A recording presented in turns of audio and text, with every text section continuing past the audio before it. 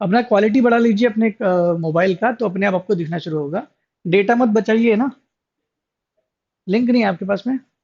Link भेज देता हूँ मैं आपको।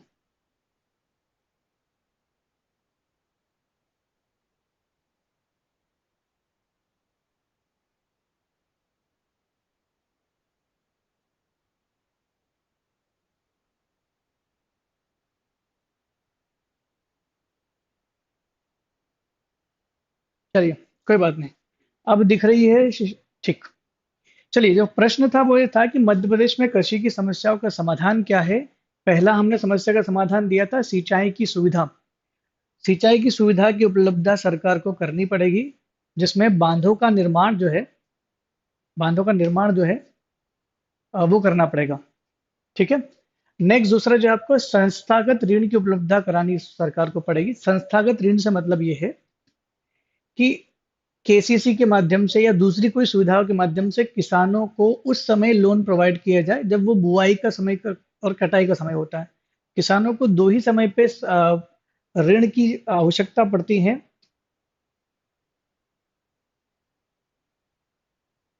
ठीक है, शिवराज जी आपकी समस्या का समाधान करेंगे। क्लास पहले शुरू हो जाती है, लिंक बाद में आती है। कोई बात नहीं, मैं लिंक तुरंत भेज देता हूँ। हो सकता है स्टाफ की तरफ से थोड़ा लेट हो रहा है, उसके लिए खेद है। अगली क्लास से आपको समस्या नहीं होगी, समय पे आपको लिंक मिल जाएगी। ठीक है। संस्थागत ऋण की उपलब्धता समझ में आ गया। अब और समस्या क्या है किसानों के साथ में? किसानों के साथ में समस्या ये है कि किसान अपना खेती तो उगा लेते हैं, फसल तो उगा लेते हैं अच्छे से, काफी अच्छी फसलें भी होती है भारत में। लेकिन सबसे बड़ी समस्या ये होती है कि अगर किसी फसल को नुकसान हो रहा है तो भाव बढ़ जाते हैं, और अगर कोई फसल बल्क में प्रोडक्शन होता है तो उसके भाव जो है गिर जाते हैं। हमारा जो मार्केट है, जो क्रॉप मार्केट जो इंडिया का चलता है, वो बहुत फ्लक्चुएट करता है। वो डिमांड और सप्लाई पे चलता है। इसमें फिक्सेशन कुछ भी नहीं, फिक्स तो कुछ है ही नहीं। अगर ज्यादा मात्रा में प्रोडक्शन हो रहा है, बल्क में प्रोडक्शन हो रहा है, तो आपको बिल्कुल कोड़ियों के दाम में सब्जियां, फसलें बेचने पड़ती हैं। अगर आप लगातार न्यूज देख रहे हैं, न्यूज पढ़ रहे हैं, तो आपको देखने को मिलेगा कि महाराष्ट्र के किसान जो है, मिर्ची के भाव बिल्कुल नीचे गिर चुके हैं। ऐसे में उनको बहुत कम रुपए मिल रहे हैं उसके। ऐसे में वो कई किसानों को वीडियोस आए थे जिसमें वो किसान जो है मिर्ची को काट तोड़ रहे हैं, फेंक रहे हैं। सालों साल हम लोग यही देखते हैं कि पंजाब में आलू फेंक रहे होते हैं रोड पर, कुछ किसान जो है वो टमाटर फेंक देते हैं। तो ये इसलिए होता है क्योंकि उनको प्रॉपर जितनी लागत उनने लगाई है उतनी लागत का उनको एवरेज पैसा नहीं मिलता है। तो इस समस्या का समाधान क्या है? तो इसकी समस्या का समाधान जो है, विपणन की सुविधा। लिख सकते हैं। विपणन की समस्या ही तो है, तो विपणन की सुविधा दी जाए, विपणन को बेहतर बनाया जाए। सुविधा में क्या करेंगे, बेहतर बना सकते हैं। प्लस फसलों के दाम फिक्स किए जाएं। और इसी में आप जब इसका एक्सप्लेनेशन लिखोगे तो आप इसमें लिख सकते हो, जैसे एमएसपी, गवर्नमेंट जब मिनिमम सपोर्ट प्राइस देती है, 1967 से भारत में ये संकल्पना आ चुकी थी। हालांकि अभी भी सारी फसलों में नहीं देती है सरकार, बहुत सारी कम फसलों में देती है।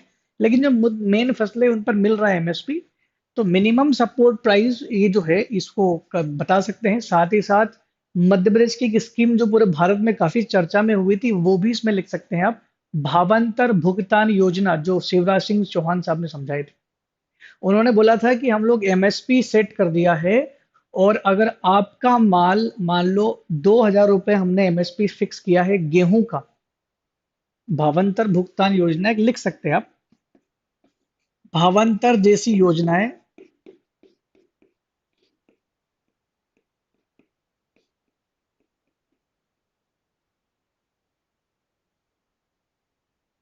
इसकी जरूरत लिख सकते हैं। भावांतर जैसी योजनाओं की जरूरत, इसमें क्या होता है, मान लो गेहूं जो है उसका दाम फिक्स कर दिया है सरकार ने 2,000 रुपये, और आप मंडी में जब बेचने गए तो आपका गेहूं बिका 1,500 रुपये प्रति क्विंटल।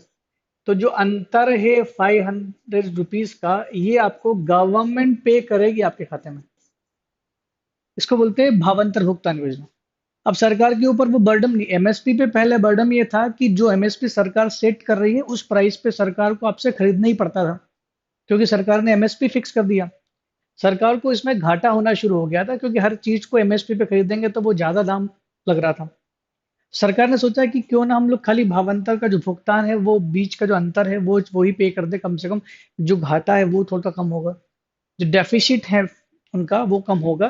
तो इस तरह से भावांतर भुगतान योजना शुरू की थी। लेकिन अगर किसान इस भावांतर भुगतान जैसी योजना में सरकार का साथ दे तो शायद किसानों की हालत ठीक हो सकती है, क्योंकि इसमें भी कई लोगों ने जो है सरकार को गलत, इसके साथ गलत किया जानबूझ के ही जो है, क्योंकि आज तुम्हें पता है कि हमारे देश में बिल जो है वो वैसे भी आप अपनी मर्जी से बनवा सकते हैं। तो कई बार उन्होंने ज्यादा अंतर वाला बिल बना लिया और वो जो है फायदा अपने आप को करने की कोशिश कर रहे थे।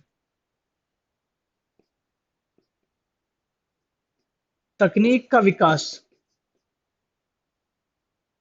या ऐसा लिख सकते हैं, तकनीकी का विकास होना चाहिए कृषि में, ये समस्या का समाधान है। या ऐसा बोल सकते हैं कि परंपरागत से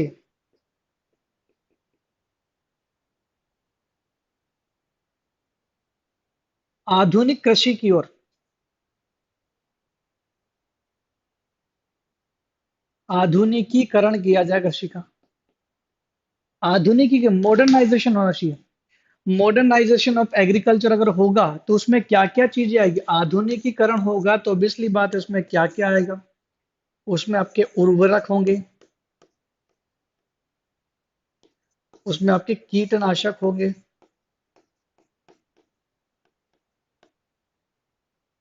है ना, मशीनरी, लेबर फोर्स कम लगेगी, मशीनरी आएगी। हालांकि मशीनरी के आ जाने से एक तबका जो है जो मजदूरी करता है उसकी, वो बेरोजगार होना शुरू हो जाता है, उनकी बेरोजगारी बढ़ जाती है। लेकिन फिर भी एफिशिएंसी बढ़ाती है, आपकी मशीनरी एफिशिएंसी बढ़ाती है। कुएं से पानी निकालने के लिए सबमर्सिबल पंप का इस्तेमाल करना, पाइपलाइन के माध्यम से एक जगह से दूसरी जगह तक पानी पहुंचाना, ट्रैक्टर और अन्य मशीनरी जिनका काम हम लोग बुआई और जुताई के लिए करते हैं। तो बहुत सारी चीजें हमारे पास ऑप्शंस में है जिसको हम लोग कर सकते हैं। तो तकनीकी का विकास या परंपरागत कृषि का आधुनिकीकरण किया जाए, सबसे इंपॉर्टेंट पॉइंट है ये। अगर आपने इन पॉइंट को मेंशन कर दिया है तो आपकी कृषि की जो समस्या है वो धीरे धीरे समाधान हो सकती है। ये सारे बहुत नॉर्मल पॉइंट थे जिसको किताबों या यहाँ से पढ़ने से अच्छा है कि अपने ही संज्ञान से करें। अगर हम लोग अपने ही हिसाब से इसका आंसर देना चाहेंगे तो भी गलत नहीं होगा, क्योंकि समस्या हमें पता है। खासकर वो लोग जो किसान फैमिली से बिलोंग करते हैं उनके लिए तो इसका आंसर देना बहुत आसान है। बस बेहतर शब्दों का प्रयोग करके उत्तर लिखा जाए तो शायद आप अच्छा आंसर लिख सकते हैं। ये पांचों पॉइंट आप लिख सकते हैं। सिंचाई की सुविधा, संस्थागत ऋण की उपलब्धता, विपणन की समस्या, भवंतर जैसी योजनाओं को बढ़ावा, और तकनीकी विकास या परंपरागत से या कृषि का आधुनिकीकरण किया जाए, ये किया जा सकता है। और वैसे भी किसानों के लिए समय पर ऋण उपलब्ध लगभग लगभग सरकार करवा रही है, खासकर उर्वरकों के लिए तो करवा रही है। बस समस्या ये है कि बड़े किसान ज्यादा फायदा ले लेते हैं और छोटे किसानों को फायदा नहीं मिल पाता है, क्योंकि उनकी केसीसी इतनी नहीं निकलती है और नहीं उनका जो उर्वरक वगैरह जो वो ज्यादा नहीं निकाल निकाल पाते, समस्या उनको रहती है। तो ये चीजें अगर आपने लिख दी तो शायद आपका आंसर ठीक हो जाएगा। ठीक है, दूसरा क्वेश्चन बताएं जरा। एक तो क्वेश्चन मुझे याद था कि ये क्वेश्चन मैंने दिया था, कृषि की समस्याओं का समाधान कीजिए। मैंने शायद दो दो प्रश्न आपको दिए थे। तो कोई मुझे जल्दी से कमेंट सेक्शन में लिख के बताया कि मैंने लास्ट क्लास में दूसरा क्वेश्चन आपको क्या दिया था, उसको भी हम लोग समस्या को समाधान को समझ लेंगे। अगर वो अच्छा होगा तो हम लोग उसको टच कर लेंगे। ठीक है, मेरे ख्याल से क्वेश्चन आपको समझ में आ गया होगा। तो जहां मैंने कल की क्लास में आपको छोड़ा था मैं वहां फिर से आ जाता हूँ। मध्य प्रदेश की जलवायु के बारे में हम लोग पढ़ रहे थे। जलवायु क्या होती है और जलवायु के अंदर किन किन फैक्टर्स को रखा जाता है। ज्योग्राफी में क्वेश्चंस कई बार पूछा गया है, जलवायु को प्रभावित करने वाले कारकों की चर्चा कीजिए। विंध्याचल पर्वत की विशेषता बताइए। ये प्रश्न मैंने कल दिया था, ये तो बहुत आसान प्रश्न था। चर्चा कर लेंगे इसकी भी। पहले हम लोग जो टॉपिक शुरू किया उसको शुरू कर ही देते हैं, समय हो रहा है। चलिए शुरुआत करते हैं जलवायु पर।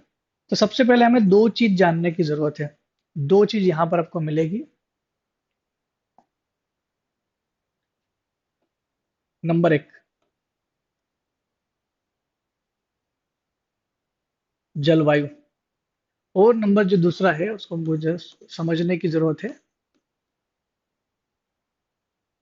मौसम। जलवायु और मौसम में अंतर क्या है? देखिए मौसम उसी समय की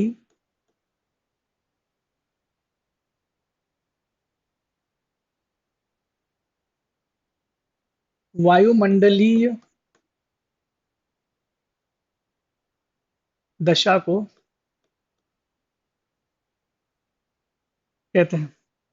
मौसम उसी समय की वायुमंडलीय दशा को बोलते हैं। जैसे फॉर एग्जांपल अभी 10 बज रहा है, मान लो 9:30 बज रहा है। अभी जो मौसम है, अभी बोलेंगे कि सर पानी आ रहा है, ठंडा मौसम है, तो ये मौसम है। जिस समय आप खड़े हो और वहां मौसम को देख रहे हो, वो मौसम की परिभाषा है। ये दिन प्रतिदिन बदलती है।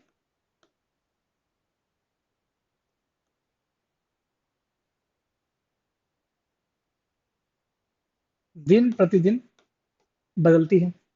तो मौसम क्या है? वो है जो दिन प्रतिदिन बदलता है। जलवायु एक लंबी अवधारणा है, लंबी प्रक्रिया है। जैसे आपको कैसे पता चल जाता है कि वर्षा हो रही है, तो वर्षा ऋतु के बाद आपका शीत ऋतु ही आएगा, और शीत ऋतु खत्म होगी तो गर्मी ही आएगी। कोई भी बच्चा भी बता देगा, भले ज्योग्राफी ना पढ़ा हो। तो ये तो भविष्यवाणी हो गई। हमें कैसे पता चल जाता है कि वर्षा ऋतु के बाद शीत ऋतु आती है और शीत के बाद गर्मी आती है? आप बोलोगे सर नॉर्मल होता है। नॉर्मली होता है तो हमेशा आता है। तो हमेशा आता है क्योंकि हम लोग जब से पैदा हुए हैं यही तो देख रहे हैं। क्योंकि एक लंबी प्रक्रिया है। तो जलवायु उस मौसम को बोलते हैं जो लगभग 30 सालों से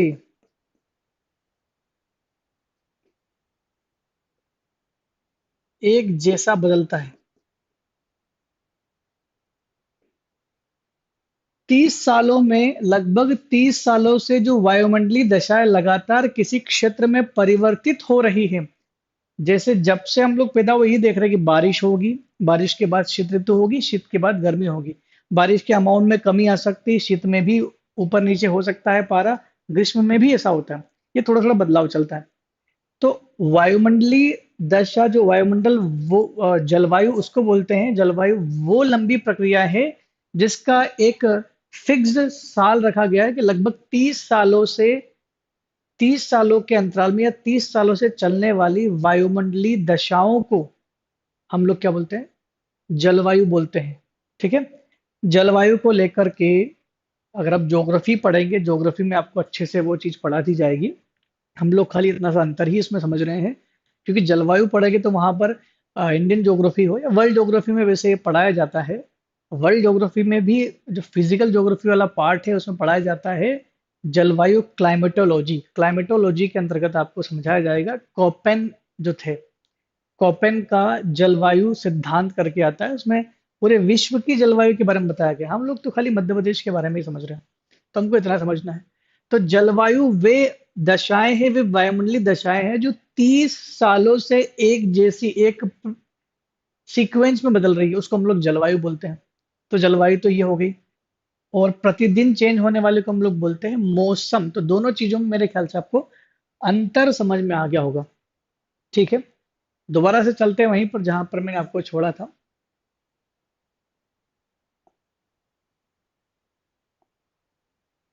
तो जलवायु के आधार पर मध्य प्रदेश को टोटल 5 भागों में बांटा गया है। यहाँ पर 4 पार्ट दिए हुए, पांचवा मैं लिख देता हूं। जलवायु के आधार पर मध्य प्रदेश को टोटल 5 भागों में बांटा गया है। पांचवा जो भाग है वो है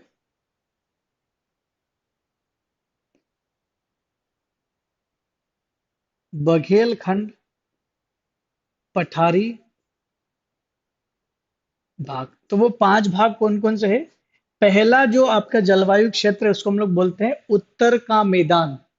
उत्तर का मैदान गंगा, जमुना नदियों के मैदानी भाग को कहा जाता है और ये उत्तर का मैदान मध्य प्रदेश के उत्तर और उत्तर पश्चिमी भाग में फैला हुआ है। मध्य प्रदेश के उत्तर और उत्तर पश्चिमी भाग में फैला हुआ है। उत्तर प्लस उत्तर पश्चिमी भाग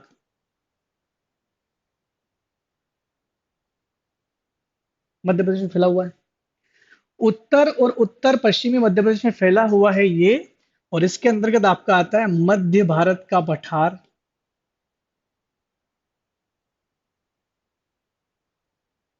रीवा पन्ना का पठार, बुंदेलखंड का पठार। ये सब रीजन किस में आते हैं? उत्तर के मैदान में आते हैं। तो पहला जो जलवायु का क्षेत्र बांटा गया उसको हम लोग बोलते हैं उत्तर का मैदान। दूसरा जो जलवायु क्षेत्र है हमारा उसको हम लोग बोलते हैं मालवा का पठार। मालवा के पठारी क्षेत्र की जलवायु तो वैसे ही सबसे विशेष है। मालवा क्षेत्र पूरा आएगा इसमें। और मालवा के पठार में वो सारी चीजें आ जाएंगी, वो सारे ही जिले आ जाएंगे जो मैंने मालवा की पठारी भाग में आपको प्रीवियस क्लास में समझाए थे, जिसमें इंदौर, उज्जैन, देवास, शाजापुर, हरदा, ये सारे जो क्षेत्र है ये मालवा क्षेत्र में आते हैं। मालवा क्षेत्र में कुछ भागों में वर्षा कम होती है, कुछ में ज्यादा वर्षा होती है, लेकिन यहाँ की जलवायु जो है वो पूरे विश्व की सबसे अच्छी जलवायु है।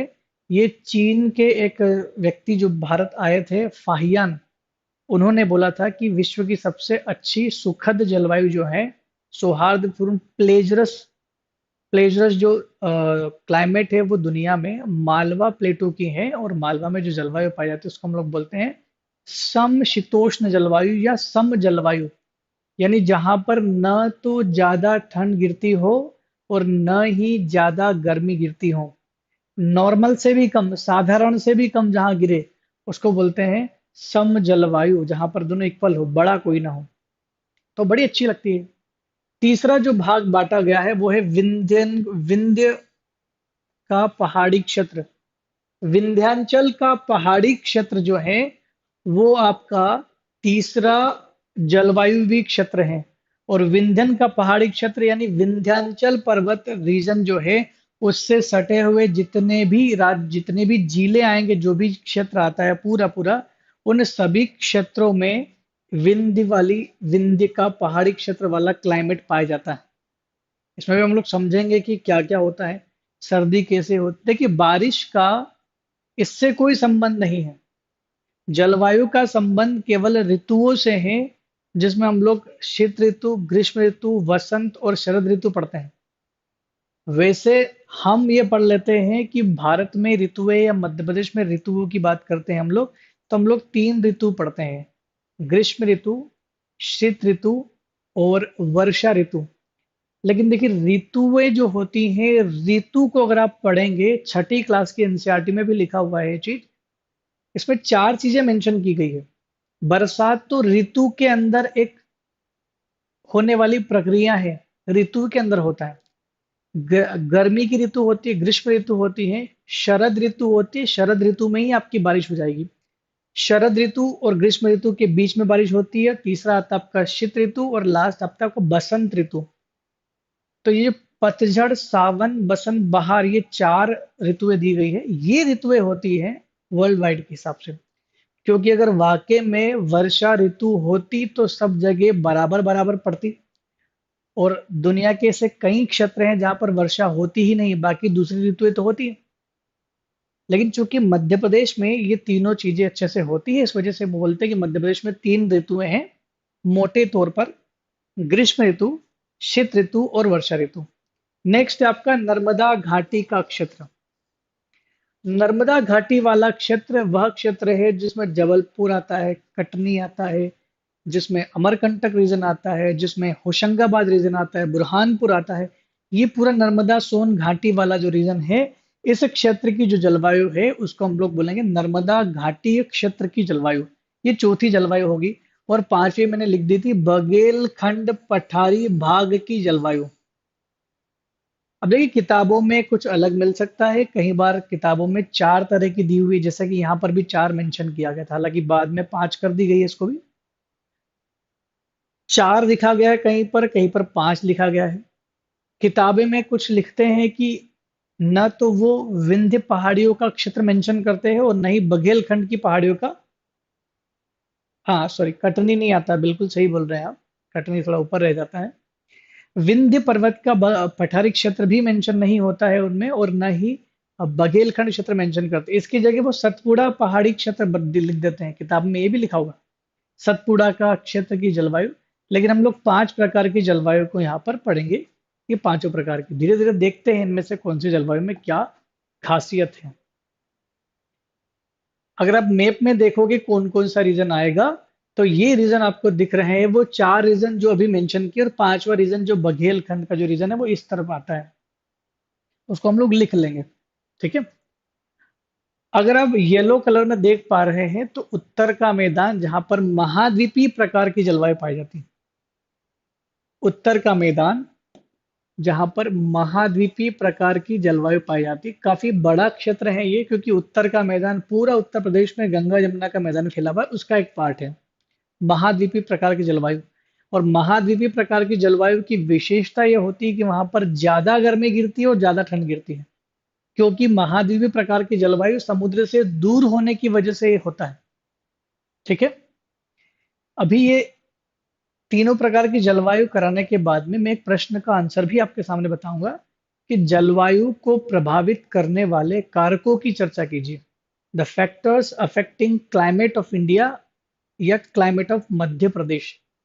जलवायु को प्रभावित करने वाले कारकों की चर्चा करेंगे हम लोग। बहुत अच्छा क्वेश्चन है, पूछा गया है मेंस में, लेकिन हम लोग पहले ये वाला पार्ट देख लेते हैं, उसके बाद हम लोग उस पर आते हैं। ठीक है। तो उत्तर का मैदान महाद्वीपीय प्रकार की जलवायु उसमें पाई जाती है, जिसमें अधिक गर्मी और अधिक सर्दी गिरती है। मालवा का पठार जिसमें सम जलवायु पाई जाती है, कहीं पर समशीतोष्ण भी लिखा हुआ है, सम जलवायु पाई जाती है यहाँ पर। और यहाँ पर न तो अधिक गर्मी गिरेगी और न ही अधिक ठंड गिरेगी, बहुत मॉडरेट यहाँ पर की जलवायु होती है। नर्मदा घाटी की जलवायु जो होती है, यहाँ पर क्या होता है, ठंड तो सामान्य गिरती है, ठंड तो यहाँ पर कम ही गिरेगी, लेकिन यहाँ पर गर्मी ज्यादा गिरती है। ठंड तो कम गिरती है लेकिन गर्मी ज्यादा गिरेगी। विंध्य का पहाड़ी क्षेत्र जो है ये भी सम जलवायु जैसा ही होता है, सम जलवायु नहीं होता है, सम जलवायु जैसा होता है, मालवा के प्लेटो के लगभग जैसा होता है। लेकिन ये सम जलवायु, भले ही मैंने यहाँ पर सम जलवायु को बताया, लेकिन ये सम जलवायु नहीं होती है, क्योंकि यहाँ पर साधारण ठंड पड़ती है और साधारण गर्मी पड़ती है। यहाँ लिखा जरूर है कि अधिक गर्मी ना अधिक ठंड, तो ना तो अधिक गर्मी पड़ती है ना अधिक ठंड पड़ती है। ना तो अधिक गर्मी और ना अधिक ठंड से मतलब ये नहीं कि साधारण से कम। देखिए दो चीजें होती हैं। शिवराज जी लिख रहे हैं कि गंज बासोदा सबसे गर्म स्थान क्यों है, तो मालवा में। देखिए ऐसे तो एक्सेप्शन बता सकता हूं मैं आपको कि उत्तरी भाग में सबसे ज्यादा वर्षा होती है इस पूरे एरिया में। वर्षा यहाँ पर काफी ज्यादा होती है, सबसे ज्यादा वर्षा हालांकि पूर्वी भाग में होती है, लेकिन यहाँ पर भी वर्षा जो है 100 से 125 सेंटीमीटर होती है। फिर भी भिंड वाला रीजन ऐसा क्यों है कि वहां पर 55 सेंटीमीटर होती है, पहाड़ी क्षेत्रों की वजह से वहां ऐसा होता है। गंज बासोदा जो पड़ता है आपका, विदिशा वाला जो रीजन पड़ता है, ये देखिए यहाँ पर गर्मी गिरनी चाहिए, लेकिन गर्मी पूरे साल भर नहीं, पूरे महीने में तेज नहीं गिरती है। और गंज बासोदा इसलिए भी हो सकता है क्योंकि ये कर्क रेखा वाला रीजन भी है। तो गंज बासुदा के पीछे ऐसा एक हो सकता है कि भौगोलिक उसका कारण हो। ये जो आप प्रश्न कर रहे हैं ना कि गंज बासोदा में ही क्यों गर्मी होती है जबकि मालवा के पठार जो है वो सम जलवायु में है, फिलहाल इसका भौगोलिक कारण हो सकता है। अगर इसका कोई वाकई में कारण होगा तो अगली क्लास में मैं जरूर इसका आंसर आपको दे पाऊंगा। ठीक है। हो सकता है कि उसके पीछे कोई कारण हो। मुझे जहां तक लगता है कि कर्क रेखा पर स्थित होने की वजह से ऐसा होता होगा। फिर भी मैं आपको इसका क्लियर करके बता पाऊंगा। अभी बताऊंगा, गलत बताऊंगा, उससे अच्छा है कि वेट करके मैं आपको अच्छे से इसका आंसर दे पाऊं। ठीक है। नर्मदा सोन घाटी का आपको समझ में आ गया कि यहाँ पर अधिक गर्मी गिरती है और सामान्य ठंड गिरती है। बाकी जो मैंने एक और रीजन बोला था आपको, बघेल खंड वाला रीजन जो बोला था मैंने, बघेल खंड का पठारी भाग, यहाँ पर गर्मी तो अधिक गिरती है, गर्मी तो अधिक होती है, लेकिन ठंड यहाँ पर साधारण होती है।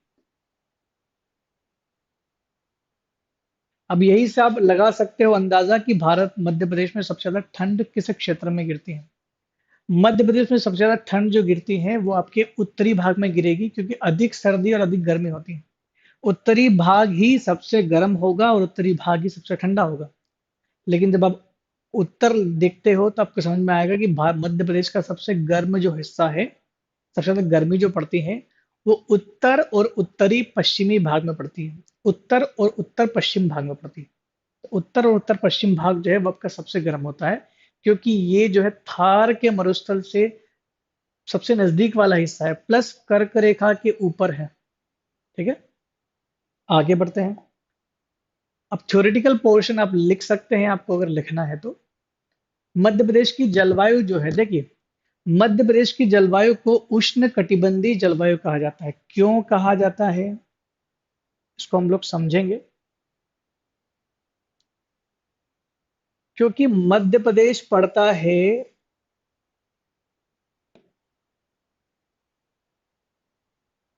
0 डिग्री से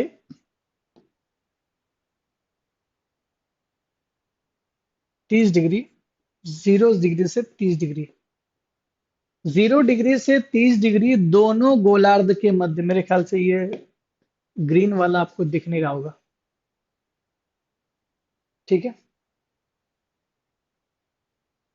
0 डिग्री से 30 डिग्री के बीच के क्षेत्र को हम लोग उष्ण कटिबंधीय क्षेत्र बोलते हैं, और इसमें जो जो भी क्षेत्र आएगा, मध्य प्रदेश का ज्यादातर भाग इसी में आता है।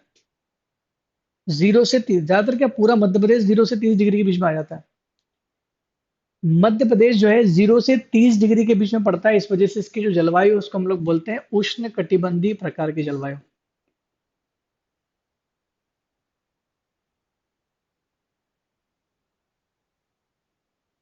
भारत के समान ही होता है ये। मध्य प्रदेश की जलवायु भारत के समान उष्ण कटिबंधीय जलवायु, लेकिन लिखा क्या जाता है, उष्ण कटिबंधीय मानसूनी प्रकार की जलवायु। क्यों, क्योंकि भारत की हो या मध्य प्रदेश की जलवायु हो, यहाँ पर मानसून का प्रभाव बहुत पड़ता है। मैं आपको बोलूं कि वर्षा ऋतु कब आ जाती है, जैसे ही मानसून इंडिया में इंटर करता है जून के महीने में, जैसे ही दक्षिण पश्चिम साउथ वेस्ट मानसून स्ट्राइक करता है केरला पर और पूरे इंडिया में छा जाता है और बारिश कर देती है बंगाल की खाड़ी की शाखा और अरब सागर की शाखा, तो भारत का जो जलवायु है वो एकदम परिवर्तित होती है, बिकॉज ऑफ मानसून। तो जलवायु को सबसे ज्यादा प्रभावित करने वाला जो कारक है वो मानसून है, इसलिए इस जलवायु को मानसून आधारित जलवायु बोलते हैं। मानसून लेट होगा तो जलवायु में परिवर्तन लेट होगा। और वे वहीं सितंबर के 15 सितंबर अक्टूबर के महीने में लौटता हुआ मानसून आता है, मानसून रिटर्न लौटता है अक्टूबर के महीने में। जैसे 15 सितंबर तक बारिश होती है, उसके बाद से मानसून लौटना शुरू हो जाता है। वो उत्तर पूर्वी मानसून होता है, रिट्रिएट मानसून होता है, लौटता हुआ मानसून होता है। और ये लौटता हुआ मानसून फिर से मौसम बदल देता है, पूरा चेंज कर देता है, माउठा गिर जाता है, चक्रवात आ जाता है, और वर्षा होने लग जाती है। कोरोमंडल कोस्ट ऑफ तमिलनाडु, तमिलनाडु में वर्षा होती है उस समय, चेन्नई में। तो ये सब क्यों होता है, मानसून, इसलिए इसको बोलते हैं उष्ण कटिबंधीय मानसून प्रकार की जलवायु। कहाँ पर, ये इंडिया में भी और मध्य प्रदेश दोनों में कॉमन चलेगा ये। ठीक है, नेक्स्ट है मध्य प्रदेश की जलवायु को ये उष्ण कटिबंधीय स्वरूप प्रदान कौन करता है। अगर ऐसा भी लिखना है तो इसका आंसर लिखा जा सकता है, क्योंकि बीच में से कौन सी रेखा गुजरती है, कर्क रेखा। क्योंकि मध्य प्रदेश कर्क रेखा पर स्थित है, इसलिए भारत के सदृश वहां पर जलवायु होगी। और कौन से जलवायु से वर्षा होती है, तो दक्षिण पश्चिम मानसून जो है वो वर्षा करवाता है मध्य प्रदेश में। और मध्य प्रदेश में ही नहीं, पूरे भारत में। आपसे एक क्वेश्चन पूछा जा सकता है कि मध्य प्रदेश में सर्वाधिक वर्षा किस शाखा से होती है, क्योंकि मानसून की दो शाखाएं मध्य प्रदेश में आती है, अरब सागर की शाखा और बंगाल की खाड़ी की शाखा। तो बंगाल की खाड़ी की शाखा से मध्य प्रदेश में ज्यादा वर्षा होती है, जबकि अरब सागर की शाखा से यहाँ पर कम वर्षा होती है। और बंगाल की खाड़ी की जो शाखा होती है, बंगाल का जो सिस्टम होता है उसको हम लोग बोलते हैं आर्द्र उष्ण जलवायु। बंगाल की जो शाखा है उसको हम लोग बोलते हैं आर्द्र उष्ण जलवायु। यानी मध्य प्रदेश की जलवायु उष्ण कटिबंधीय जलवायु तो है, लेकिन जो बंगाल की खाड़ी की आर्द्र उष्ण कटिबंधीय जलवायु का भाग है, आर्द्र उष्ण होती है। आर्द्र मतलब बिल्कुल वेटी, ठंड, सूखा नहीं होता है बिल्कुल। तो बहुत ज्यादा गर्मी की बरसात होती है यहाँ पर, आर्द्रता ज्यादा होती है इसलिए बरसात ज्यादा होती है। ये आपको समझ में आ गया होगा। आगे बढ़ते हैं, हम लोग ये खत्म करके कारकों पर चर्चा जरूर करेंगे, क्योंकि प्रश्न तो मेंस का वहीं से आएगा। उत्तर के मैदानी भाग की बात करें तो मैंने आपको यहाँ पर दिया था बुंदेलखंड रीजन, मैंने बताया अभी आपको, रीवा पन्ना का पठार, मध्य भारत का पठार। तो उत्तर के मैदान में मध्य प्रदेश का कौन सा हिस्सा आता है? आपका आंसर होना चाहिए बुंदेलखंड रीजन, जो कि मध्य भारत का पठार और रीवा पन्ना का पठार। ये ऊपर के तीनों पठारी भाग जो है उत्तर के मैदानी भाग में आते हैं। अब यहाँ पर क्यों ऐसा होता है कि यहाँ पर ज्यादा गर्मी और ज्यादा ठंडी गिरती है? क्योंकि यह समुद्र से बहुत दूर है, अधिक दूर है, प्लस हिमालय के समीप है। समुद्र से दूरी होती है ज्यादा तो उसको बोलते हैं महाद्वीपीय जलवायु। तो यहाँ पर महाद्वीपीय प्रकार की जलवायु पाई जाती है। मध्य प्रदेश में महाद्वीपीय प्रकार की जलवायु पाई जाती है। कहाँ पर? उत्तरी मैदानी भाग में। मालवा के पठार में सम जलवायु पाई जाती है, विंध्यन क्षेत्र में भी सम जलवायु पाई जाती है, बाकी बघेलखंड के पठार में भी महाद्वीपीय प्रकार की जलवायु पाई जाती है। जो मैंने अभी आपको बताया कि समुद्र से दूर होने के कारण ही यहाँ पर गर्मी में अधिक गर्मी, ठंडी में अधिक ठंडी पड़ती है। सबसे गर्म क्षेत्रों में, ये सीनो नहीं है, क्षेत्रों में सबसे गर्म क्षेत्रों में शामिल है खजुराहो, और सबसे ठंडे क्षेत्र में शामिल है शिवपुरी। अब ये जो खजुराहो एरिया है, ये औसत के हिसाब से बता रहा हूं। पहले बड़वानी था ऐसे में। औसत के हिसाब से सबसे गर्म एरिया बता रहा है ये कि सबसे पूरे साल भर की जो गर्मी गिरती है उसमें औसतन गर्मी जो गिरती है खजुरा छतरपुर वाला रीजन में गिरती है, ग्वालियर रीजन में गिरती है। पहले बड़वानी का नाम आता था, पहले बहुत पहले। और अगर किसी एक स्थान की बात की जाए, एक स्थान की अगर बात कर रहे हैं तो वो है गंज बासोदा। क्लियर है शिवराज, जो आप क्वेश्चन पूछ रहे थे? गंज बासोदा, गंज बासोदा विदिशा में पड़ता है, खजुराहो उत्तर के मैदान में पड़ता है। लेकिन अगर किसी पूरे एरिया में, क्षेत्र में पूछे जाए, क्षेत्रीय हिसाब से गर्म स्थान जो है वो खजुराहो वाला रीजन है, यानी छतरपुर हो सकता है। जबकि किसी विशेष स्थान की बात की जाए तो गंज बासोदा एक छोटा सा टाउन है, वहां पर सबसे ज्यादा गर्मी गिरती है। और ये जो एरिया है ये कहाँ पर पड़ता है? विदिशा में पड़ता है। लेकिन खजुराहो वाला जो एरिया है ये आपका पड़ेगा शिवपुरी वाला रीजन में। इसको उतार लिया अच्छे से, मेंशन कर लेना अपनी कॉपी में किस तरह से आपको इसमें लिखना है। यहाँ पर गर्मियों में अधिक गर्मी और ठंड में अधिक ठंड पड़ती है, ये मेन याद रखना है, इसको गलत मत कर देना। महाद्वीपीय प्रकार की जलवायु है। मालवा का पठारी क्षेत्र, मालवे की पठार की जो जलवायु है वो सम जलवायु होती है, जो सबसे इंपॉर्टेंट है, सम जलवायु वाला भाग है। फाइयान ने इसके बारे में चर्चा की थी, मैं आपको बता चुका हूँ कि फाइयान बोलते हैं कि सबसे सर्वश्रेष्ठ जलवायु अगर किसी को कहा जा सकता है तो मालवा के पठार की जलवायु को कहा जा सकता है। न तो अधिक गर्मी गिरती है और न ही अधिक शीत ऋतु, साधारण से भी कम। न तो अधिक। अब देखिए जो लोग मालवा में रहते हैं वो लोग बोलते होंगे कि नहीं हमारे यहाँ तो गर्मी गिरती है। तो वो लोग एक बार जरूर जाके जा करके आए उन क्षेत्रों में जहां पर गर्मी ज्यादा गिरती है। जी शिवराज जी का प्रश्न है, अ, ठंडा स्थान में कंफ्यूजन है। सबसे ठंडा स्थान शिवपुरी में है। शिवपुरी में सबसे कम ठंड, देखिए सबसे कम ठंडा रीजन, शीत ऋतु जहां पर सबसे ठंडी होती है, वो रीजन आपका उत्तरी भाग है। उत्तरी मध्य प्रदेश में सबसे ज्यादा ठंड गिरती है, जिसमें 7 डिग्री से 10 डिग्री तक का तापमान एवरेज रहता है। सबसे ठंडा तापमान रहता है, 7 से 10 डिग्री का तापमान रहता है। इसी क्षेत्र में शिवपुरी वो क्षेत्र है जहां पर सबसे कम ठंड गिरती है। आप सोच रहे होंगे कि पचमढ़ी में क्यों नहीं गिरती, वो तो ऊंचा स्थान है। तो जरूरी नहीं कि ऊंचे स्थान पर ज्यादा ठंड गिरे, ऐसा नहीं है। ठंड ज्यादा गिरती है यहाँ पर, सब ठंडी जो लगती है, सबसे टेम्परेचर जो गिरता है नीचे, वो रिकॉर्ड किया गया था। देखिए, शिवपुरी का नाम इसलिए आता है क्योंकि किसी समय ये जो डेटा लिए जाते हैं ना, ये सालों साल नहीं होता, ये किसी साल सबसे नेगेटिव माइनस में या सबसे कम अगर रिकॉर्ड हो गया ना उस जगह पर, तो वो सबसे ठंडा क्षेत्र कहलाएगा। जैसे फॉर एग्जांपल मैं आपको वर्ल्ड ज्योग्राफी की एक बात बता दूं, गर्मी वाले स्थान की बात बता दूं। वर्तमान में दुनिया का जो सबसे गर्म स्थान है वो अमेरिका में है, यूएसए में है, डेथ वैली में है।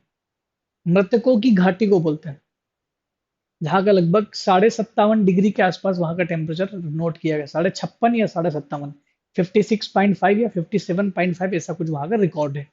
एक समय, किसी एक दिन, एक टाइम पे 12, 1 बजे, 2 बजे कभी भी रिकॉर्ड किया गया होगा। वो बेस था, सबसे ऊंचा था पारा, तब रिकॉर्ड। उसके बाद तो उतना पारा वहां गया भी नहीं। ये 2012 में हुआ था। 2012 से पहले पूरी दुनिया का सबसे गर्म स्थान जो था, वो लीबिया में स्थित है, एक जगह जिसका नाम है अल अजीजिया। लीबिया का अल अजीजिया दुनिया का सबसे गर्म स्थान था 2012 तक।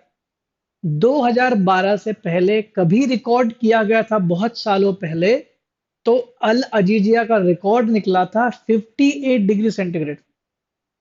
अब आप बोलोगे कि 58 डिग्री सेंटीग्रेड जब रिकॉर्ड किया गया था, तो फिर डेथ वैली क्यों बनाएगा? इनका कुछ टाइम पीरियड रहता है कि इतने सालों में जो सबसे गर्म जो रिकॉर्ड किया गया उसी को गर्म बोलेंगे।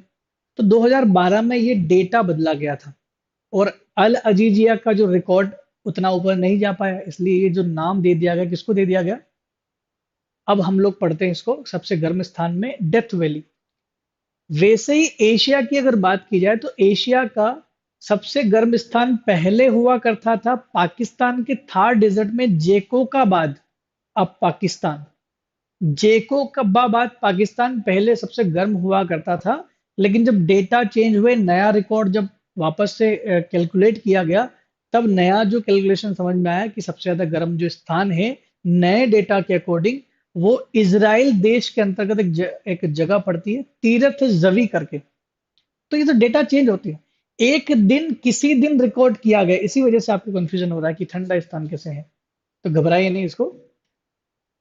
किताबों में कई बार पुराना डेटा भी लिखा हुआ है, और नया डेटा हो सकता है नई किताबों में मिला हो आपको।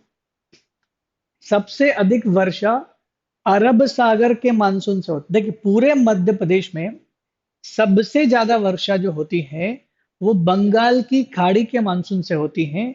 लेकिन मध्य प्रदेश के मालवा के कुछ क्षेत्र में भी वर्षा जो है वो अरब सागर के मानसून से होती है।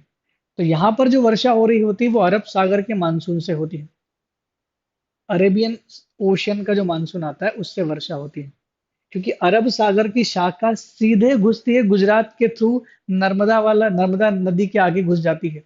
तो जैसे ही घुसती है मालवा के क्षेत्र में, आगे विंध्याचल का पठार पड़ जाता है, नीचे पड़ जाता है उसके सतपुड़ा। विंध्याचल और सतपुड़ा के बीच में मालवा प्लेटू आ जाता है।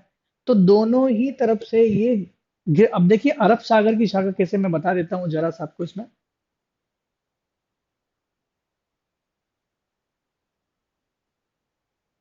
ये आपका भारत का, प्रायद्वीपीय भारत का एक मैप है, जिसमें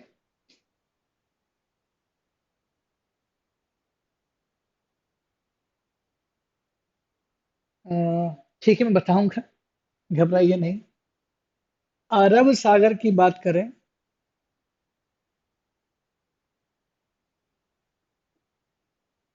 अरब सागर की बात करें, तो अरब सागर से जो अरेबियन सी की ब्रांच निकलती है, अरेबियन सी की ब्रांच ऐसे निकलती है, और यहाँ पर आपके पड़ते हैं विंध्याचल पर्वत और सतपुड़ा पर्वत। तो इनसे टकरा करके इन क्षेत्रों में वर्षा कर देती है, इस वजह से। तो ये जब किसी मानसून के सामने कोई पर्वत आ जाता है तो वर्षा जरूर होगी। लेकिन अगर मान लो पर्वत ऐसा है और मानसून ऐसा जा रहा है, तो ये पर्वत इसको रोक नहीं पाएगा, मानसून ऊपर निकल जाएगा। ठीक है। तो जब किसी मानसून के सामने कोई पर्वत आ जाता है तो ऐसे में वो वर्षा हो जाती है और उसे पर्वतीय प्रकार की वर्षा भी बोलते हैं। तो भारत में, पूरे भारत में बंगाल की खाड़ी से ज्यादा वर्षा होती है, क्योंकि बंगाल की खाड़ी में आर्द्रता ज्यादा होती है अरब सागर की बजाय, लेकिन अरब सागर के मानसून से भी वर्षा होती है। जैसे मध्य प्रदेश का ये भाग है, इसमें हो रही है। इसके अलावा भी आपको मध्य प्रदेश का कुछ क्षेत्र है, जैसे बघेलखंड वाले क्षेत्र में भी कुछ जगह मिलता है कि अरब सागर के मानसून से हल्की फुल्की वर्षा हुई है। नेक्स्ट है आपका विंध्य का पहाड़ी प्रदेश। विंध्य का पहाड़ी प्रदेश जो है, ये भी सम जलवायु जैसा ही है। मैंने बताया सम जलवायु नहीं है, लेकिन उसके जैसा है, जहां पर अधिक गर्मी नहीं पड़ती है और ठंड क्या पड़ती है, साधारण पड़ती है। मतलब मालवा के प्लेटू से थोड़ी ज्यादा ठंड गिरती है, लेकिन गर्मी जो है मालवा के प्लेटू जितनी गिरती है। मालवा के पठार में जितनी गर्मी गिरेगी, विंध्य क्षेत्र में भी इतनी गर्मी गिरती है। लेकिन मालवा के पठार में ठंड थोड़ी कम गिरती है, जबकि विंध्य प्रदेश में साधारण ठंड गिरती है, जो साधारण नॉर्मल ठंड होती है वो गिरती है। इसके अंतर्गत पचमढ़ी और अमरकंटक के क्षेत्र आते हैं। तो आप इससे अंदाजा लगा सकते हैं कि देखिए, अब आप बोलोगे कि पचमढ़ी और अमरकंटक का क्षेत्र तो सतपुड़ा रीजन में है। तो जलवायु को, सतपुड़ा और विंध्याचल की जलवायु जो है, इसको विंध्य प्रदेश की जलवायु कहा जाता है। दोनों को एक ही जोड़ दिया गया। मैं बता रहा था ना आपको कि सतपुड़ा लिखा हुआ कई जगह पर, कई जगह विंध्य लिखा हुआ है। तो विंध्य का जो पहाड़ी क्षेत्र है, उसमें सतपुड़ा वाला रीजन भी आ जाता है। और उनकी जलवायु एक जैसी है। जब दो जगह की जलवायु एक जैसी है, तो उसको नाम दिया जा सकता है किसी एक पर। ऐसा तो मध्य प्रदेश में ही कही। वैसे सवाना तुल्य जलवायु का नाम सुना होगा आपने। ब्रिटिश तुल्य जलवायु, चीन तुल्य जलवायु। जलवायु जब कॉपन का आप पढ़ोगे, तो आपको नाम देखेंगे। तो किसी एक प्लेस को ने कैलकुलेट कर लिया, और उसके जैसी अगर कहीं पर और पाई जाएगी, तो उसका नाम दे दिया गया कि उस प्रकार की जलवायु। ठीक है। तो जहां जहां पर अधिक गर्मी नहीं गिरेगी और साधारण ठंड होगी, साधारण गर्मी साधारण ठंड अलग होती है। अधिक गर्मी नहीं गिरेगी और साधारण ठंड गिरेगी, उसको बोलेंगे हम लोग विंध्य का पहाड़ी क्षेत्र। ये मध्य प्रदेश में कहीं भी होगा तो उस क्षेत्र को हम लोग जोड़ लेंगे। नर्मदा घाटी का क्षेत्र जो बचता है आपका चौथा वाला, ये कर्क रेखा के समांतर जो नर्मदा घाटी बनी हुई है, उस क्षेत्र को बोलते हैं। इसमें गर्मी तो ज्यादा गिरती है, लेकिन ठंड जो है वो सामान्य रहती है। गर्मियों में ज्यादा गर्मी गिरती है, लेकिन सर्दी जो कैसी रहती है, सामान्य रहती है सर्दी। लेकिन गर्मी रहती है यहाँ पर, तेज गर्मी रहती है। तो ये जलवायु वाला वो रीजन जहां पर गर्मी तेज गिरती है और ठंड यहाँ पर साधारण होती है। लिख सकते हैं इसको भी आप। देखिए, आपको पढ़ने के लिए टीएमएच की बुक आप ले सकते हैं। टाटा मैग्रो हिल की बुक आप प्रेफर कर सकते हैं। या निर्माण आईएएस की जो बुक आती है, निर्माण एक अच्छी कोचिंग क्लासेस है, ऑफलाइन क्लासेस लेती हैं, ग्वालियर से बिलोंग करते हैं लोग। और काफी अच्छा फीडबैक है इनकी किताबों का। तो जो आप शिवराज जी पूछ रहे हैं, तो दो तीन किताबें मैं प्रेफर करता हूँ, डेटा मिसमैच ना हो जाए उस चक्कर में। तो जिन जिन किताबों से मैं कहीं कहीं से डेटा उठा रहा हूँ, उन किताबों के नाम है। उसमें टीएमएच की एक बुक है जो मैं लेकर के बैठता हूँ कभी कभी।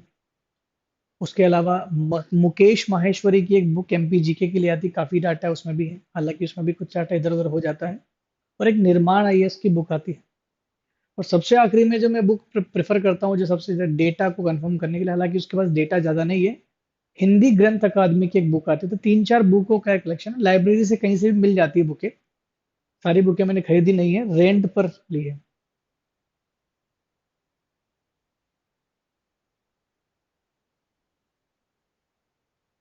महेश वर्णवाल भी अच्छी बुक है। महेश कुमार वर्णवाल साहब की बुक भी अच्छी है। उन्होंने भी डेटा जो है काफी एनालिसिस करके लिया है।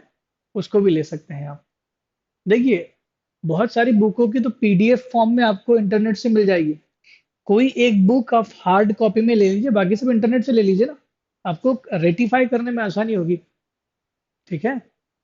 कोई दिक्कत नहीं। अगर ऐसी समस्या होगी, तो कुछ बुकों के जो एमपीजीके की कुछ बुकों के कुछ होंगे मेरे पास पीडीएफ, तो मैं स्टाफ के थ्रू आपको पहुंचा दूंगा, घबराने की जरूरत नहीं है। नेक्स्ट देखिए, जो चौथा वाला हिस्सा था जो मैंने आपको नहीं बताया था, उसमें ये था बघेलखंड वाला हिस्सा। बघेलखंड का पठारी क्षेत्र में क्या होता है, ये सेम होता है, गर्मी तो यहाँ पर अधिक गिरती है, नर्मदा वाला जो क्षेत्र है उसके जैसा होता है, और शीत ऋतु यहाँ पर सामान्य ठंडी होती है। शीत ऋतु यहाँ पर ज्यादा ठंडी नहीं होती है, सर्दियां यहाँ पर सामान्य गिरती हैं, लेकिन गर्मी जो होती है वो बहुत ज्यादा गिरती है। तो ये चार्ट जो बना हुआ है ये आसानी से याद करने के लिए है, इसको आसानी से याद किया जा सकता है। आपको बस ध्यान ये रखना है, क्योंकि हमको भी पता है कि विंध्य क्षेत्र में कौन कौन आते हैं, मालवा के पठार में कौन कौन से जिले आते हैं, बघेलखंड में कौन आता है, नर्मदा घाटी में कौन आता है, उत्तर के मैदान में कौन आता है। ये तो आप मैप देखकर ही बता सकते हैं कि किस क्षेत्र में कौन कौन से क्षेत्र आएंगे। बात यहाँ ये आ जाती है कि पढ़ना क्या है। देखिए, न तो ज्यादा गर्मी न ज्यादा ठंड, वो एक ही जगह हो सकता है, वो आपका मालवा का प्लेटू। तो मालवा प्लेटू तो आपको यहाँ पर क्लियर हो गया होगा, न ज्यादा ठंड न ज्यादा गर्मी, सम जलवायु, ये क्लियर है। अब गर्मी कहाँ पर ज्यादा गिर रही है, तो गर्मी गिर रही है, गर्मी अधिक गर्मी गिर रही है बघेलखंड में, विंध्य पर्वत में, अ, नर्मदा क्षेत्र में भी अधिक गर्मी गिरती है, और उत्तर के मैदान में भी अधिक गर्मी गिरती है। तो तीन जगह पर अधिक गर्मी गिरती है, कहाँ कहाँ, बघेलखंड, नर्मदा और उत्तर के मैदान में। लेकिन इसमें भी उत्तर का मैदान याद करना आसान, क्योंकि ज्यादा गर्मी ज्यादा ठंड, दिक्कत ही नहीं है। और दूसरी बात, सबसे ज्यादा ठंड यहीं गिर रही है, तो उसके अलावा कहीं पर भी आपको ज्यादा ठंड लिखने की जरूरत नहीं, सब जगह साधारण ठंडी गिरती है। याद रखने का तरीका ये है, एक तो आपने याद रख लिया मालवा के पठार जहाँ की जलवायु कैसी है, ना अधिक ठंड ना अधिक गर्मी, एक तो क्लियर हो गया। दूसरा ये क्लियर हो गया कि उत्तर का मैदान भी क्लियर है, अधिक गर्मी अधिक ठंड, क्योंकि यस उसका मालवा का उल्टा हो गया। दो तो क्लियर हो गया। अब बाकी जो बचे हैं उसमें कॉमन क्या है कि सब में साधारण ठंडी है।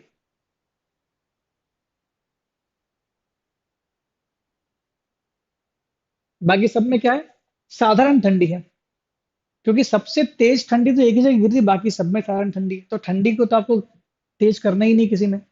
याद रखने की बात यह है कि गर्मी कहाँ कम गिरती है, विंध्य प्रदेश में कम गिरती है, बाकी दो जगह गर्मी अधिक गिरती है।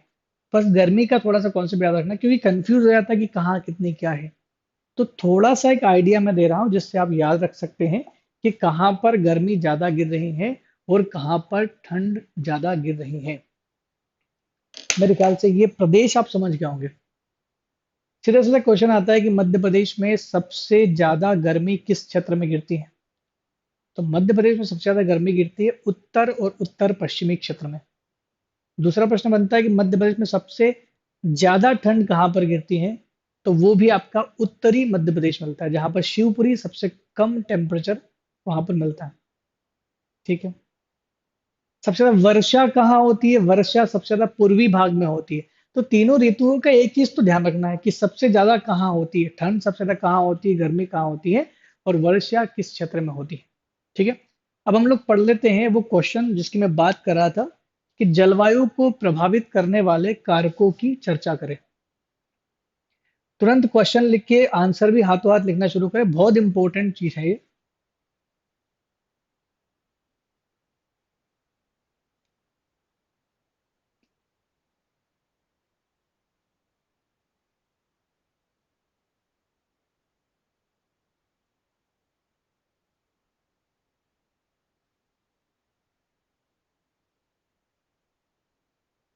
प्रश्न क्या है,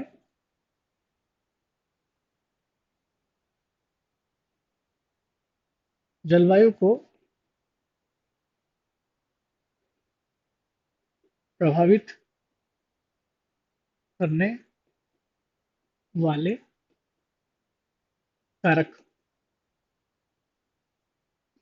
फैक्टर अफेक्टिंग क्लाइमेट्स। जलवायु को प्रभावित करने वाले कारकों की हम लोग चर्चा करने वाले हैं। पहला कारक,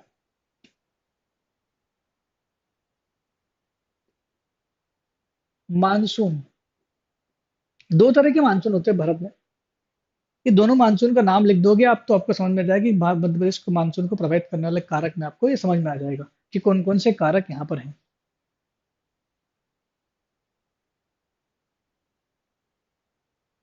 दक्षिण पश्चिम monsoon, south west monsoon, south west monsoon plus north east monsoon, south west monsoon और नॉर्थ ईस्ट मानसून। दूसरा पॉइंट, ये आपका क्वेश्चन है।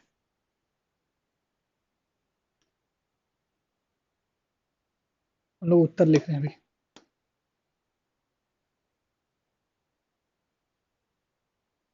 ठीक है, यहाँ तक समझ में आ गया। एक मिनट जरा इसको थोड़ा पतला कर लेता हूं मैं। नेक्स्ट है ऊंचाई। हाइट भी काम करती है यहाँ पर। अगर समुद्र से ऊंचाई हो,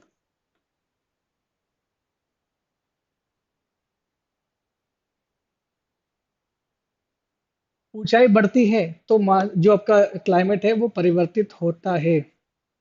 ऊंचाई बढ़ती है तो आपका क्लाइमेट क्या होता है, परिवर्तित होता है। यानी समुद्र से ऊंचाई बढ़ने पर एल्टीट्यूड,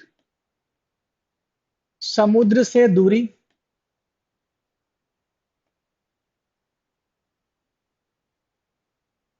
समुद्र से दूरी भी जो है जलवायु को प्रभावित करती है। अगर समुद्र से दूर चले जाओगे तो जलवायु महाद्वीपीय प्रकार की जलवायु आना शुरू हो जाती है। ठीक है। ऊंचाई यानी ऊंचाई में लिख सकते हैं आप पर्वतीय क्षेत्र,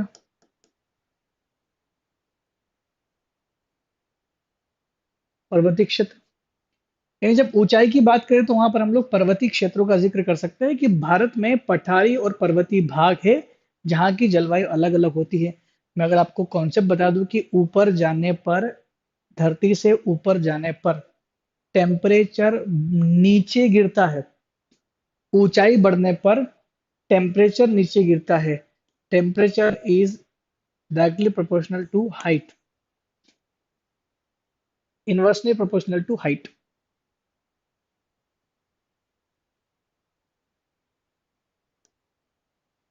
ठीक है।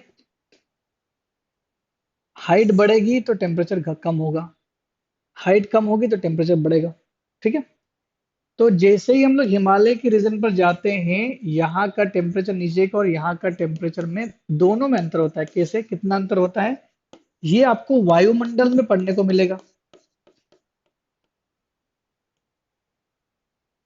वायुमंडल जब हम लोग पढ़ते हैं तो वहां पर हमको पढ़ने को मिलेगा कि जैसे ही आप ऊपर जाते हो शोभ मंडल में,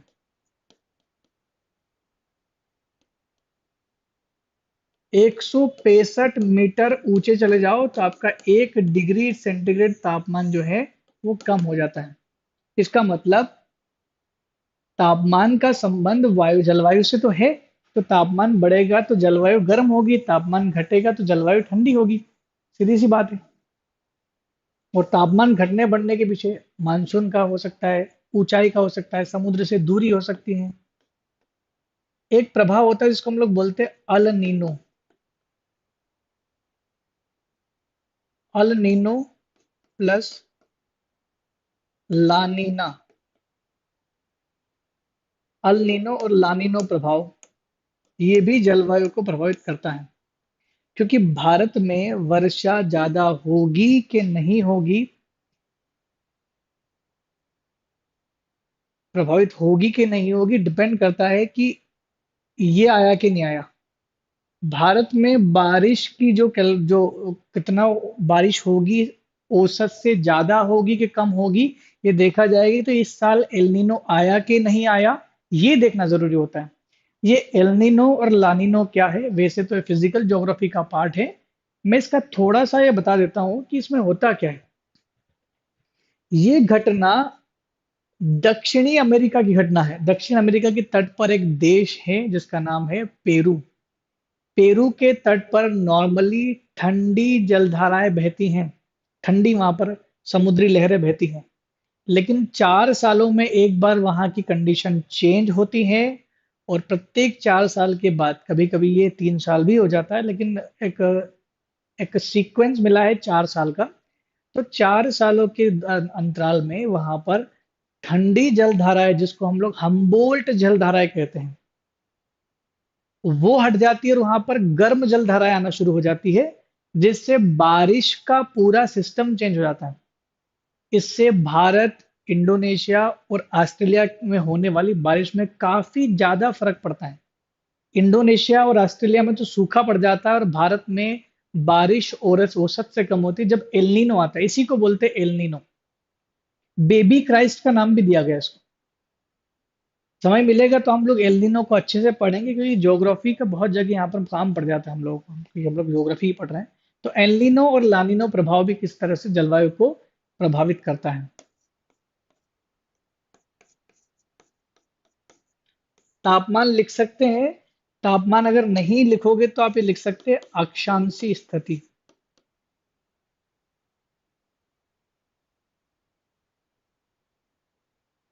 अक्षांशीय स्थिति।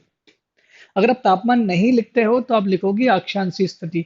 तो मध्य प्रदेश की या भारत की अक्षांशीय स्थिति या किसी भी जगह की अक्षांशीय स्थिति उस जगह की जलवायु को निर्धारित करती है। कैसे? अगर आपका क्षेत्र 0 से 30 के बीच में है तो उष्णकटिबंधीय जलवायु।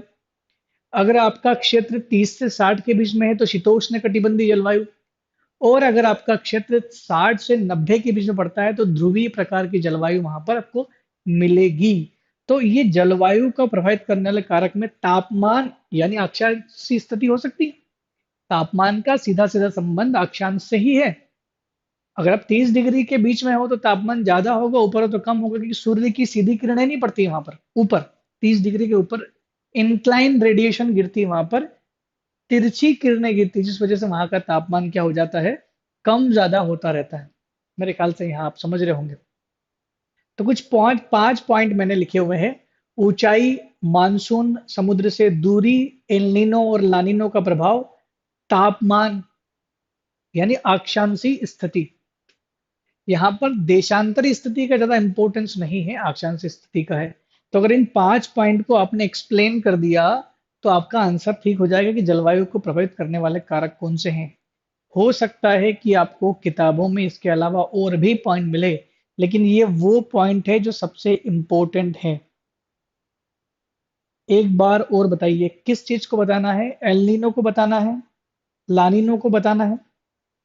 ये पहले नोट कर लीजिए, मैं एलनीनो और लानिनो बिल्कुल क्लियर कर देता हूं आज। समय हमारे पास में है ताकि हम लोग एलनीनो लानिनो पढ़ लेते हैं। ये समझ में आ गया तो इसको पॉइंट को उतार लीजिए। मान जलवायु को प्रभावित करने वाले कारकों की चर्चा कीजिए। ठीक है। हम्म। जलवायु को प्रभावित करने वाले कारकों की चर्चा कीजिए, तो हम लोग इसको समझते हैं फिर एल नीनो को। ये क्लियर हो गया?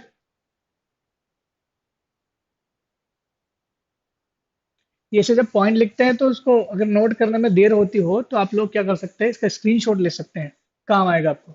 देखिए एल नीनो लानिनो क्या होता है, इसको हम लोग जरा समझ लेते हैं।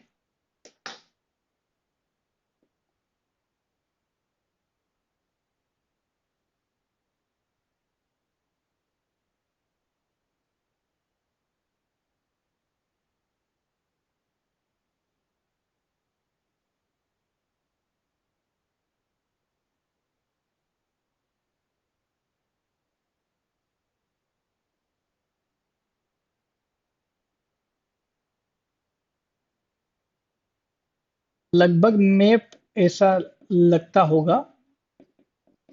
ये आपका ऑस्ट्रेलिया है और ये आपका दक्षिण अमेरिका है। ठीक है। मैप पर ज्यादा ध्यान देने की जरूरत नहीं है, बड़ा अच्छा मैप है ये। और जो बीच में पड़ता है आपका प्रशांत महासागर पड़ता है, पैसिफिक ओशन, सॉरी, प्रशांत महासागर। ठीक।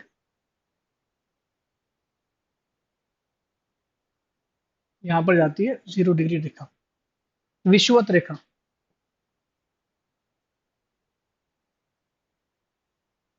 ठीक। तो जो एल नीनो हम लोग पढ़ रहे हैं ना, अल नीनो या एल नीनो भी बोलते हैं इसको, इंग्लिश वर्ड है जिसको ट्रांसलेट किया गया है अल नीनो या एल नीनो।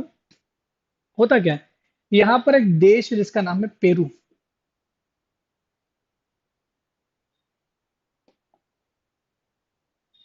जनरली पेरू में जो जल धारा चलती हैं वो चलती है ठंडी जलधारा। जनरली जो पेरू में जलधारा चलती है वो ठंडी जलधारा चलती है। इसको हम लोग बोलते हैं हम्बोल्ट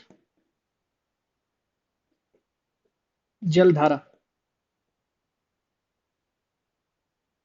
या पेरुवियन करंट या पेरुवियन करंट बोलते हैं इसको। ठीक है। जो ठंडी जलधारा चलती है उसको हम लोग बोलते हैं हम्बोल्ट ठंडी जलधारा। अब क्या होता है कि ये विषुवत रेखा है, यहां से जलधारा चलती है,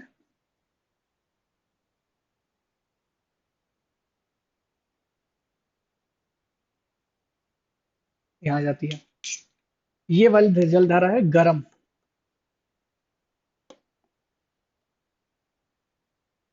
यहां से जलधारा एक और आती है, हवाएं आती है, हवाएं जलधारा को चलाती है, पछुआ पवने। समझना इसको, थोड़ा सा कॉम्प्लेक्स है। पछुआ पवने होती है जो यहाँ से गर्म होती है, और एक गर्म जो है, सॉरी, ठंडी जलधारा है, क्योंकि ध्रुवों से आती है, इसे टकरा करके ऊपर चली जाती है। ये चक्र बनता है।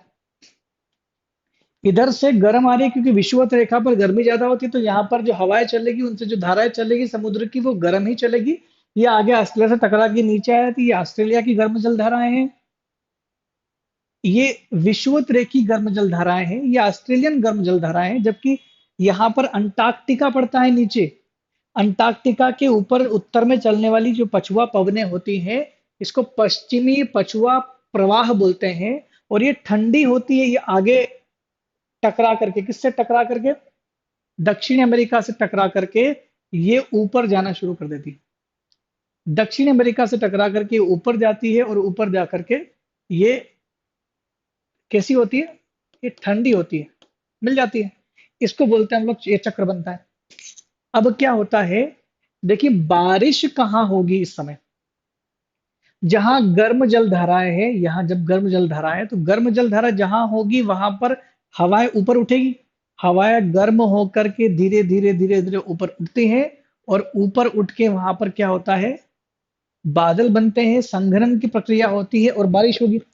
तो सीधी सी बात है, यहाँ पर जब गर्म है, यानी इसका जो तापमान है वो कैसा है, टेम्परेचर क्या होगा, यहाँ पर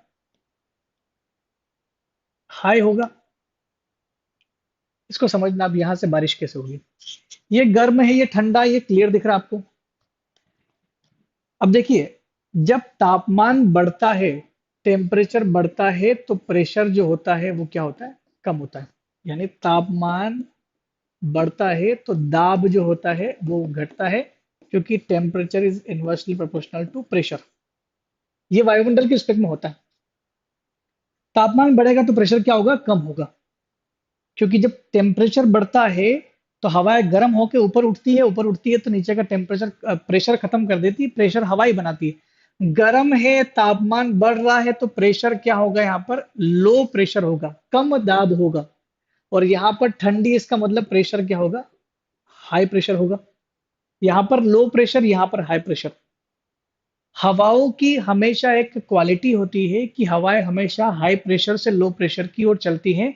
इसका मतलब अब हवाएं कहाँ से कहाँ चलना शुरू हो जाएगी, हाई प्रेशर से लो प्रेशर की ओर। ठीक। हवाएं हाई प्रेशर से लो प्रेशर की ओर चलना शुरू हो जाती हैं।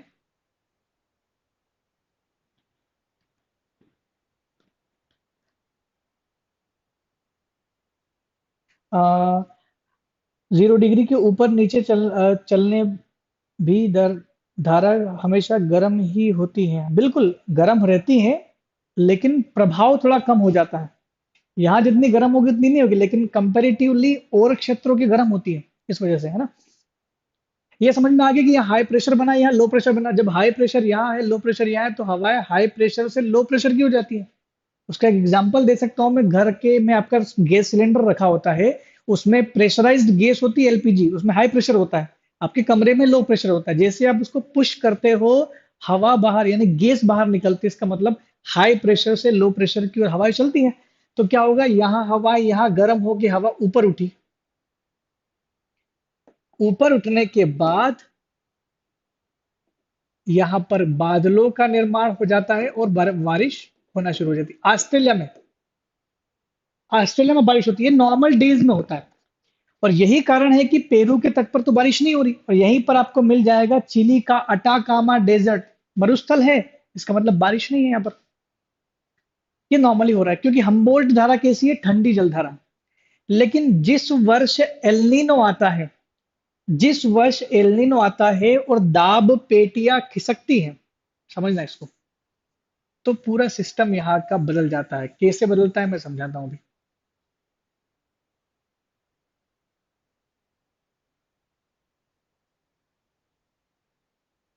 होता क्या है, ये जो गर्म जलधारा है ये पलट करके आ जाती है यहाँ, आगे जाने के बजाय यहाँ आ जाती है। 4 सालों में एक बार ऐसा होता है कि जो विषुवत रेखी गर्म जलधारा है, ये हम्बोल्ट जो ठंडी है, हम्बोल्ट जो ठंडी जलधारा है, इसको कर देती है प्रतिस्थापित। विषुवत रेखा की गर्म जलधारा यहां से आकर के पेरुवियन कोस्ट पर ये ठंडी को कन्वर्ट कर देती है गर्म में। अब यहां गर्म हो गई और यहां मिल जाती है आपको कंपेरेटिवली ठंडी जलधारा है, कंपेरेटिवली ठंडी जलधारा बन जाती है। पूरा उल्टा सिस्टम हो गया, साइकिल ही चेंज हो जाएगा। अब जब यहां ठंडी है तो यहां प्रेशर क्या होगा, हाई प्रेशर।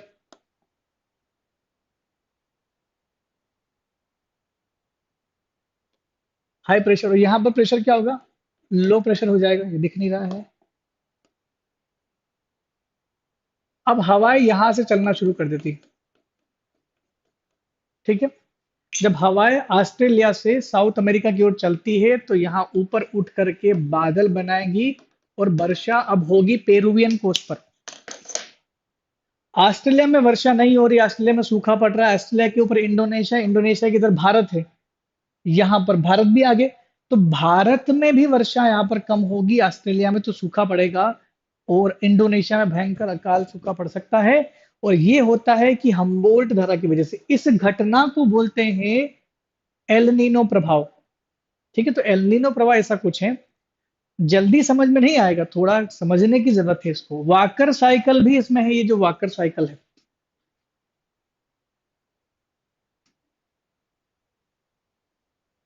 ठीक है। ये थोड़ा डिटेल्ड वाला टॉपिक है, तो ताकि आपको इजीली समझ में आ जाए तो अच्छी बात है, नहीं तो एक बार और किताब पढ़िएगा, थोड़ा थोड़ा क्लियर होगा। और अगर डाउट हो तो फिर मैं इसको कभी और दिन अच्छे से बता दूंगा।